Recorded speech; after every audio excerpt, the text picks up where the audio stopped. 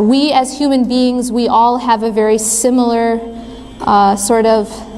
we have a similar nature. We have one creator, and that creator made us in a specific way. And he made us with a very specific nature. All of us have the same nature. The only difference between one person to the other is that sometimes that nature, the natural state of the human being, gets covered up. Allah subhanahu wa ta'ala created within every human being something we'll call something like a hole, something like a sort of empty space inside of the human being. This is all conceptual, not literally, but there is this need inside of every human being. That means that Muslim, non-Muslim, every human being has this need. And any time that as a human being we feel a sense of emptiness, or we feel a sense of something's missing inside us, something needs to be filled, so we are motivated to try to fill it, right? This is a natural motivation. You feel empty, you want to fill. This is where we fall into the problem.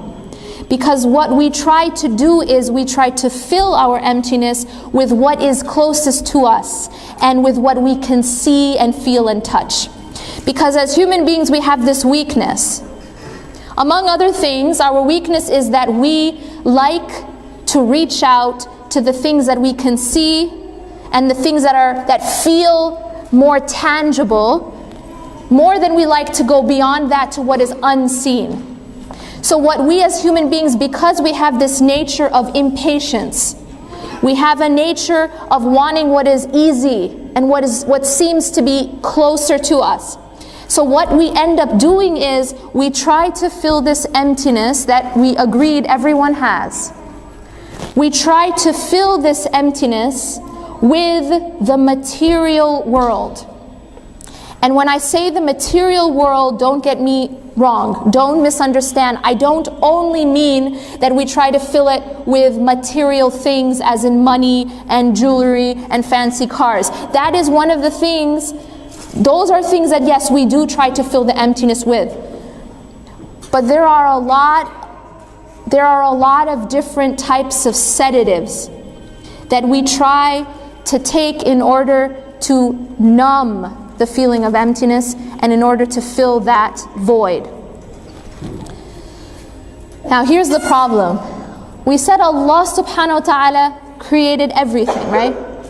And Allah subhanahu wa ta'ala made an emptiness or made a void that can only be filled with one thing. So this is where we fall into the problem. As human beings, we feel the emptiness, and so we go to try to fill it, but we try to fill it with the wrong things. Some of us try to fill it with drugs, some try to fill it with alcohol, some try to fill it with other people, some try to fill it with our careers, some try to fill it with money, some try to fill it with power, status. But essentially we're all trying to do the same thing. We're trying to fill that emptiness. And this is the reason why, as human beings, we start to take these objects. Sometimes they're other people, sometimes they are our careers, sometimes they are money, sometimes status, sometimes power, sometimes wealth. But we take these things and we start to love them as we should only love our Creator. Allah subhanahu wa ta'ala says in the Quran, بعد أعوذ بالله من الشيطان الرجيم ومن الناس من يتخذ من دون الله أندادا يحبونهم كحب الله. And there are some from among people, ومن الناس من يتخذ من دون الله أندادا, that there are some people who take besides Allah rivals, andadan. And in what way are these things rivals with Allah subhanahu wa ta'ala? These are not things necessarily that we bow down to. They are not things that we necessarily pray to. Because we have this idea in our mind that an idol is just something that you make out of stone and then you pray to it, right? At the time of the Prophet ﷺ, the idol worshippers, they made stone idols and they prayed to them.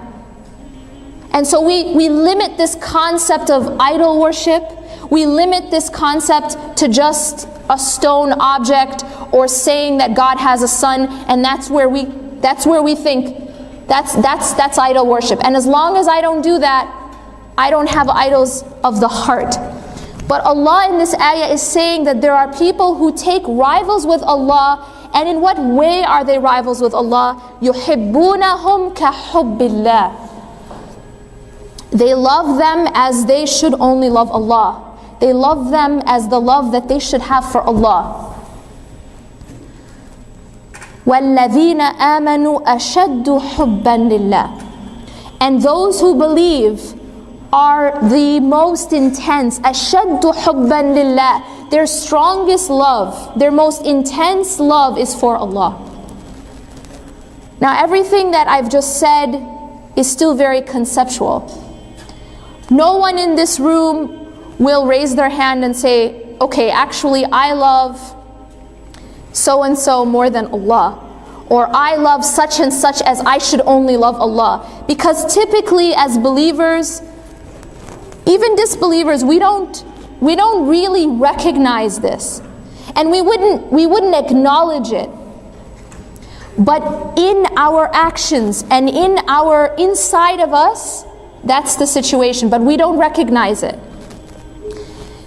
The natural question is, first, how do you recognize what these things are that we love as we should only love Allah? That's the first question. Second, what's the problem with doing this? What are the consequences of loving something as you should only love Allah? What is the consequence of taking this emptiness that we all have and filling it with something other than our Creator and the love of our Creator and the ultimate attachment to our Creator? What is the consequence? First of all, let's ask, how do we know what things we have taken and loved as we should only love Allah? Well, nobody can, like go inside with some sort of apparatus and do a test on the heart that's going to tell you, okay, for you, it's your money. For you, it's school. For you, it's your job. For you, it's people. And maybe it's a combination of things. We don't have any sort of litmus test or blood test for this, right? So how do you find out? You know that there are indicators of love. There are indicators of love. And I want you guys to ask yourself this question. We've all experienced human love at the least, right? We know what it feels like to love another person. Am I right? Anyone in this room never felt love in their life? Okay, good. Alhamdulillah. We've all experienced this emotion. Now, ask yourself this. When you love another person, what does it look like? How do you feel? How do you act? What are the indicators of love? Well, first of all, one of the most clear indicators of love is whatever you love most, whatever occupies the biggest part in your heart, is going to also occupy the biggest part in your thoughts and in your mind. Therefore, if you want to know what you love most, ask yourself, what do I think about most? Because you cannot help but think about what you love. It's a natural consequence of love. You can't help it, right? So when someone, for example, is in love, all they can think about is the person that they're in love with. And by extension, all they can talk about is the person that they're in love with. And their friends just want them to be quiet. Right? It's like, enough already. Because it becomes a consuming type of obsession. When you love, you want to talk about what you love. You remember what you love. It is a natural consequence of love. Is that Does everyone agree? With the example of another human being, you see this very clearly. And the person can't stop talking about the one they're in love with, right? They can't stop thinking about them. They stay up at night because they can't stop thinking about them. So my question to you is, if you want to know what you love most, or what fills your heart most, ask yourself that simple question. What do I think about most? Throughout my day, first thing on my mind in the morning, when I wake up, first thing, last thing on my mind before I sleep. The thing that I cannot stop thinking about even in my prayers. Okay, what is that thing? Does everyone have some sort of answer? Yes? Or do you guys just not think? You think, right? What is it that you're thinking about? You know yourself. What is it? Okay. What's another consequence of love? Natural consequence of love. When you love another person, that person says jump and you say how high, right? The point is that when someone is, has totally fallen for another person, they become almost like at the mercy of that person. Whatever that person wants, they do. They will do anything to please that person. They will do anything to make them happy. They will do anything to be close to that person. Is this not true? Is this true? So when you feel, the more love you feel, the more you have the desire to please the one you love. Right? So ask yourself this question. What is it in my life that I work hardest, or who is it in my life that I work hardest to please? Or what is it in my life that I work the hardest to achieve? Okay. Another indicator of love is fear. So ask yourself what you're most afraid of. Ask yourself what you're most afraid of losing. What in your life causes you the greatest anxiety? This emotion of fear is a very strong indicator of attachment, a very strong indicator of love. Because when you love something so much, you're terrified of losing it.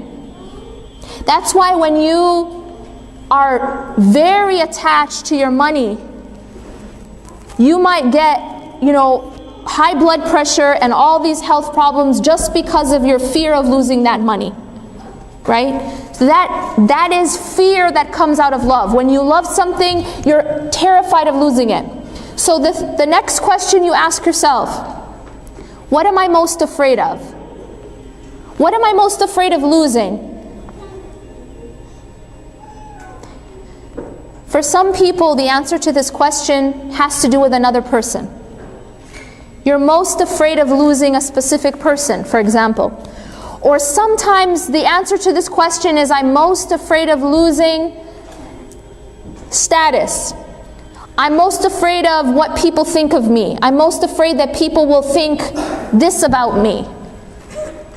But ask yourself, what is it that occupies your mind and makes you afraid? Ask yourself, what causes you the most pain in your life? What makes you cry? What makes you so extremely angry? Anger, pain, fear, these are all pointers to attachments.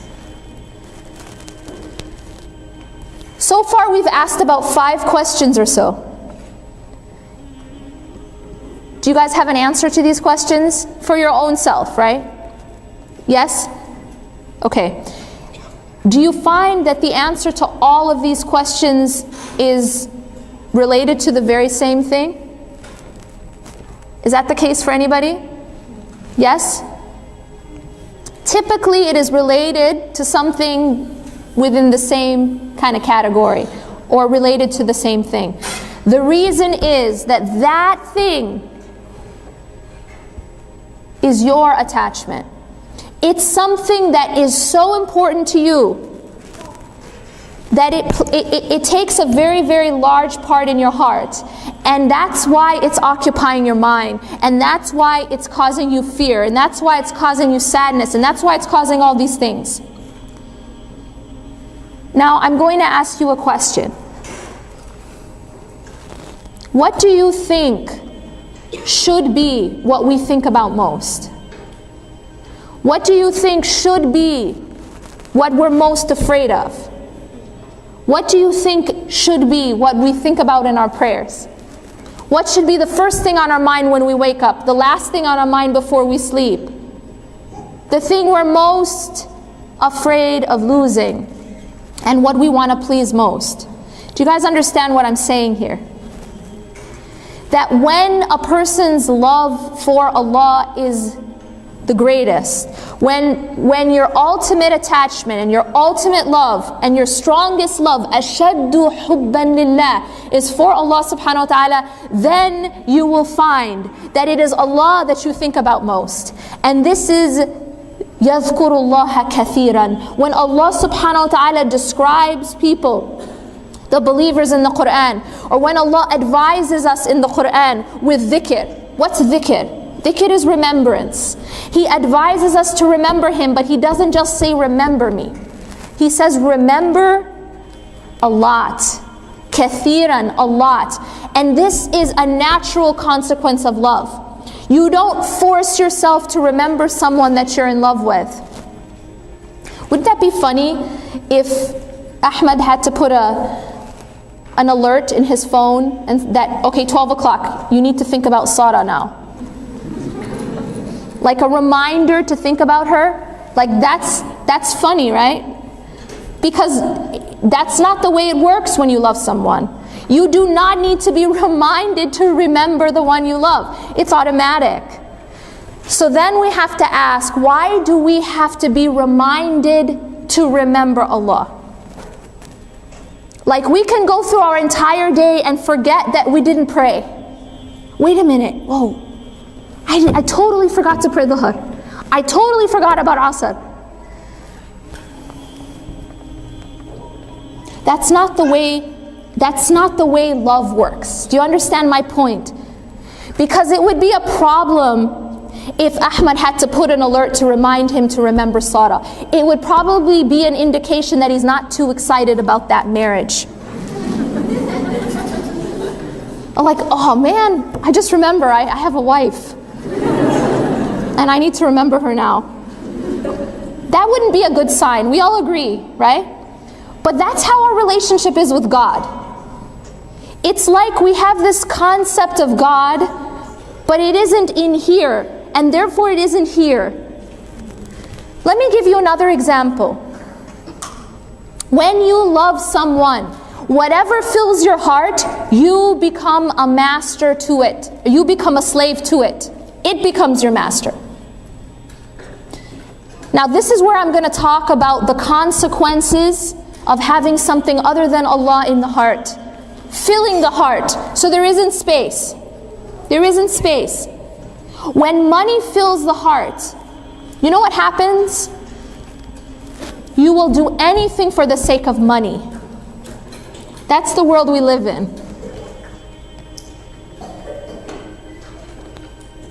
When you look at the horrific things that people do to other people, killing, stealing, what is that about? It's just about money, honestly. What's oil? What's oil? It's just money. But we do these things because of money. And therefore we are willing to do anything it takes for whatever I love most. If there's something you want to remember, it is this. Be very, very careful what you love most, because you become a slave to it.